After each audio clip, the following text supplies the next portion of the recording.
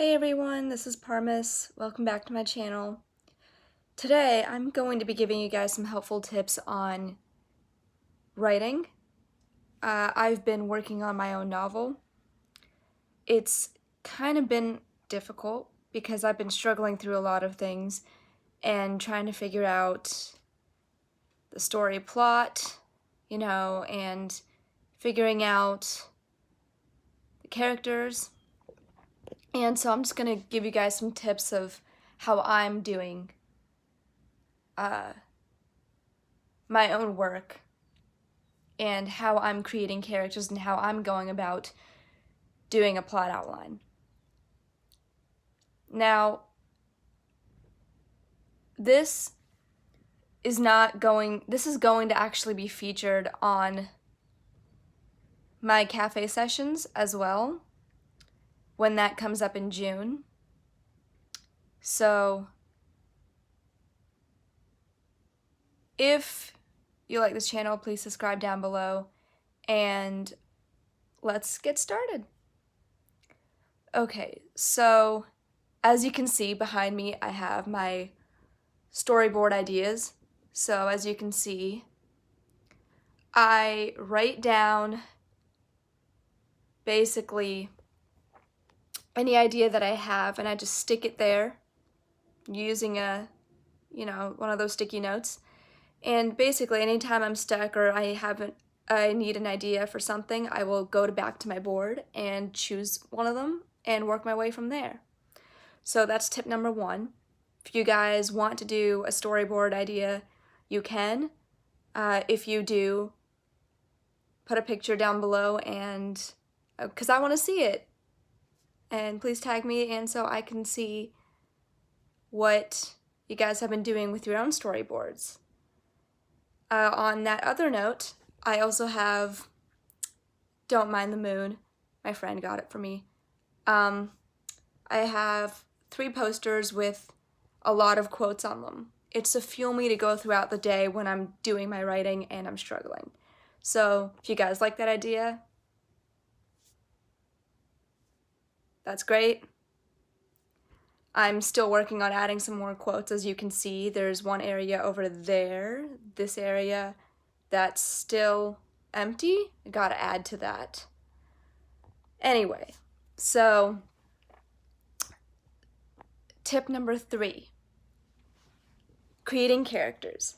Creating characters is a very difficult thing to do, and for my novel, it's a fantasy novel, so it really has a lot of characters, and it's going to be a really long novel. So with a long novel requires a lot of characters and side characters and antagonists, protagonists, and villains and side characters and all that other stuff that needs to be done before you even start your first draft.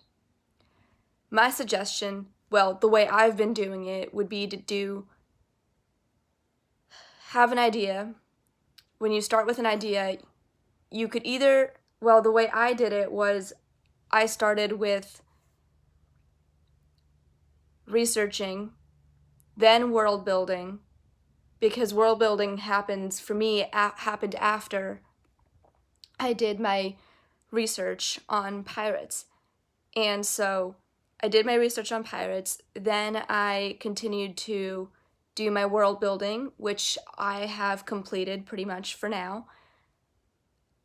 And then I've been working on creating my round characters. And so with characters, you have to do physical appearance, their background, their backstory, all the way up until the present moment of the story. We're not at the point yet to talk about how you implement those into your story yet, as I'm still working on that, but I started with developing the physical appearance, then the backstory of the character, then their motivations and goals, their fears, their beliefs, their morals, what's something they're afraid of, what do they really believe in the world,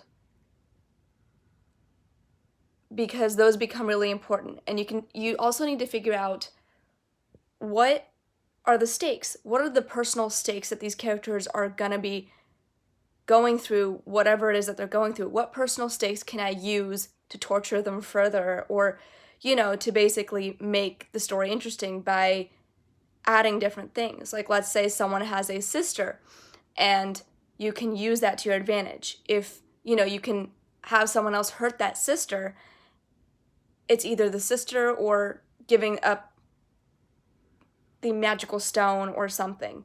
So personal stakes are definitely really important, and you guys should definitely include personal stakes for each character that you develop. And so I have about, let's see, maybe 10 full characters that I'm working on developing. I think I've maybe made it through 4 of them. Honestly,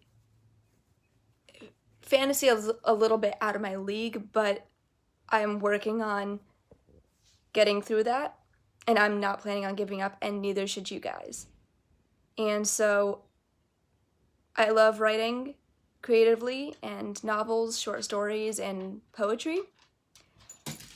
I'm going to be looking into publishing my poems soon, hopefully, and so that should be coming up at some point. I don't know when, but I will let you guys know when that does happen. Tip number 4, plot outline. Plot outline is something that's a little tricky for a lot of people, because without a plot outline, you can't really write a first draft without a clear sense of where you're heading. Because if you just start to write, you will hit writer's block so hard, and I've been there, and I get it. It's definitely hard to get on the right track, and then you end up abandoning your own writing project because you get stuck. Now, my tip would be to first complete the plot outline before you even begin writing the first draft. I know we all want to jump in and write the first draft right when you get a great idea. But it's a slow process, and its journey is already one that's really important. And the journey is fun. It really is. I really like creating characters and figuring things out before I even start writing, because that's going to be really important later on. And once you have figured out the characters, motivations, and fears, and, their backstory, then you can, and their stakes, then, and the plot outline, then you basically have, and the research and, the world building, then you basically have all the elements and things you need to start writing your first draft. And you will find you will be able to write your first draft a lot faster and easier without much of writer's block. So that's tip number 4. Tip number 5 is that try thinking of what ifs. That's a really important question to ask, and I know you guys have been hearing this a lot. What ifs. But don't just think of it in general terms. Like, don't just think, what if this person was a maid and this guy had the superpower and he hurt her. Don't be that generic. Try to be a little more specific, because when you think of a specific thing, you can draw more from a specific line.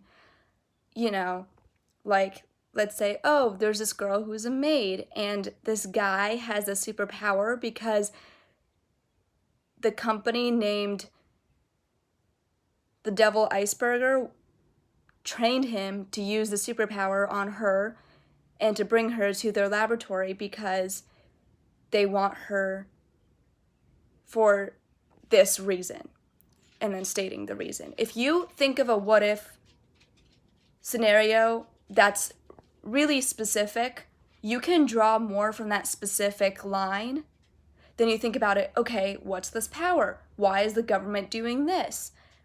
Or what kind of character is this guy with the superpower? Like, does he want to help the government, or is he forced into it? Is he given a choice? Is he coerced? Is he, you really don't know these, but you can draw a lot of things from just being more specific with a what if question. So these are my 5 tips for today. I we'll be back with another video next week on Thursday, so watch out for that. It'll be another tip video, but for now, go with these 5 tips, and I'm going to be working on my own novel, and cafe sessions are going to be up in June, so please don't forget about those, and if you really enjoyed this and this was helpful, please subscribe for more. Bye!